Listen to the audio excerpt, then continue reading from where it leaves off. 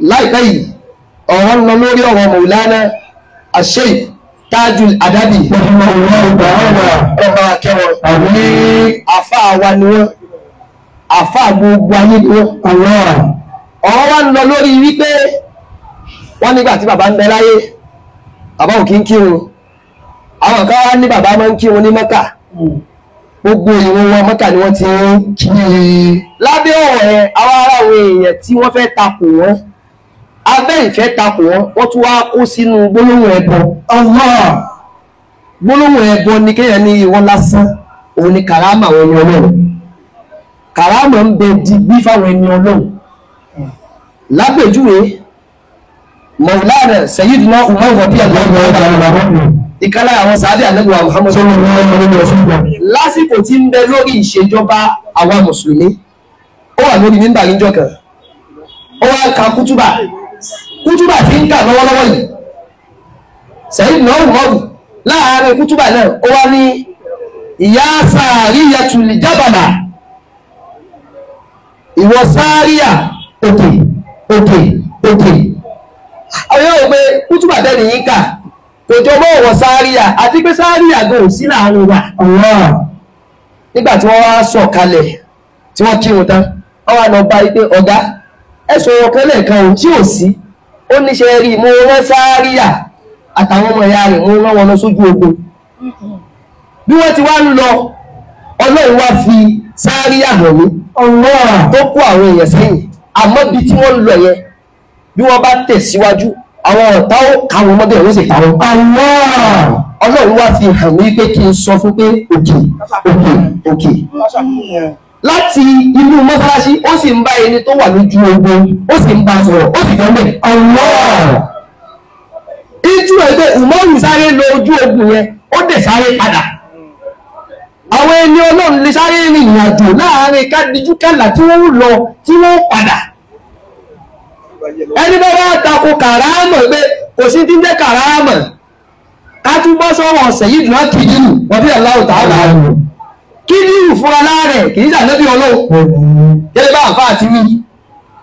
Kìdírù fúnra láàrẹ̀ ó wá rí ọkọ̀ ojú omi, ó wá dá mi àtọ́lọ́pọ̀ àtọ́ ìgbà ó ti gbọ́ fún ìṣẹ̀fì náà ti bẹ̀rẹ̀ mọ́. ó wá dá ọkọ̀ ojú omi ó dánú. kọ́ọ̀lá ọkọ̀ píjà alíbíbí bọ̀ọ̀lá títí tó wá fi dé èbúté kọ̀. lọ́pẹ́ ní yìí ká ṣe ìmọ̀ràn èbúté kọ̀. ọgbọ́lẹ̀ ń bẹ̀ ọkọ̀ òdẹ dànù. ṣé èèyàn lè dá ọkọ̀ ojú omi lu kó mi máa wọlé kọ́kọ́ mọ́ dànù? kàrámà náà nì, kàrámà àwọn ẹni Ọlọ́run. kàrámà ọmọ wa bẹ títí láíláí. àmọ́ èyí tó jẹ́ ọ̀rọ̀ ẹlẹ́ẹ̀kejì ń bẹ̀ ní wípé kàrámà ohun tó lọ́n fi pọ́n ẹni Ọlọ́run lé ni, kì í ṣe pé ẹni Ọlọ́run ní ó mọ̀ ṣe gbogbo gbà. bákan náà wá rèé, àwa tá ń tẹ̀lé àwọn àfáà èèyàn méjì ni wá, àwa kan tẹ̀lé wọn à ń fi òótọ́ yìn wọ́n. òótọ́ ni pé kí ló gbé ń pa wọn tó dẹ̀ fi ìdí ẹ̀ múlẹ̀ pé bó ti rí rèé. àwọn kan wọ́n tẹ̀lé àwọn àfáà, gbogbo tóun bá ti gbọ́ pátá kò tí ẹ̀ níjọ́wò pé òótọ́ ni àbó òótọ́ kọ́ púpọ̀ pé sáà. lápèjú yìí nísìn Maulana Sheikh Bulala ẹ̀rọ wí inú àwọn èèyàn tí wọ́n sọ pé Sheikh Bulala nígbà tó bẹ̀rẹ̀ kan ní kánsà, bàbá wa mú ọyàn rẹ̀, nígbà tí bàbá mú ọyàn rẹ̀ ó wá sùn ọjọ́ kejì, nígbà tí ó fi jí báyìí kánsà yẹn bá lọ. bàbá wa mú ọyàn obìnrin, tá a bá gbé sí làákàyè á rí i pé kàrámọ̀ yẹn padà ti fẹ́ di ìhánà, ó fẹ́ dàbùkù fún ọ. tó bá rí bẹ́ẹ̀ ẹ yọrù kàrámọ̀ yẹn kúrò ní kàrámọ̀ kò dí kàrámọ̀ wọn pẹ̀lú wọn. àwọn kàrámọ̀ kan bẹ tí wọ́n fi ń yin àwọn ọmọ náà, tẹ́ bá yọ ẹyọ kan kúrò níbẹ̀ kò dí kàrámọ̀ wọn pọ̀ kọjá kẹtù máa ra kàrámọ̀ ní ìgbòrán. ẹ jẹ́ á tètè dìfẹ́ǹdì àwọn bàbá wa yẹn. kàrámọ̀ tá a bá ti pé kàrámọ̀ eléyìí ó ti fẹ́ẹ̀ di pé àwọn tá à ń gbọ́ lẹ́nu wọn àwádùn ò lè sọ wípé ṣé lóòótọ́ nàbí bẹ́ẹ̀ kọ́ a gbọ́ pé wọ́n ń gbé kiri ni. bóyá ẹni tí ń tẹ̀lé wọn tó ń rọrùn kí ń jọ wò bóyá àwọn tọ́ ni àbí wọn ni, bóyá àwọn ẹran ń gbé kiri. táwa tòní bá ti wá dé bá káwa yọ ọkọ̀ tẹ́lẹ̀ jẹ́ àwùlẹ̀ fílẹ̀ sí kàrámọ̀ àbá yìí pọ̀ kọjá bẹ́ẹ̀. kàrámọ̀ Maulana Sheikh Tajul Adabi kódà ẹ má dá ọkọ̀ wọn lọ kí òun ní Mẹ́kà gan wípé wọ́n rí gbogbo àwọn àfáà àwọn kàrámọ̀ ni. àwọn àfa ńláńlá àwọn àfa ńláńlá àwọn àfa ńláńlá gbogbo wa yìí náà pátá àbáríkà ṣé ò tájú àbá fún wa. tó bá rí bẹ́ẹ̀ kàámọ̀ olótó pé wọ́n kú òbí sí gbogbo wa wà ní.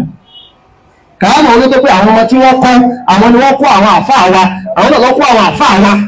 kàámọ̀ nù pọ̀lọ́dọ̀ tiwa ìtẹ́yìn gbà pé wòlíì ọlọ́run lè yẹn ni pé sájà ní wòlíì ọlọ́run kẹ́ dé báyìí ó dẹ̀ ní síìtì ńlá sí mẹ́ta ó kẹ́ là sí mẹ́ta ẹ bá wọn sọ náà sí ìyẹn nìkan wọn ló ń jẹ́ kàámọ̀ ní kàámọ̀ mi náà wà lẹ́yìn yẹn tó bá lè ṣẹlẹ̀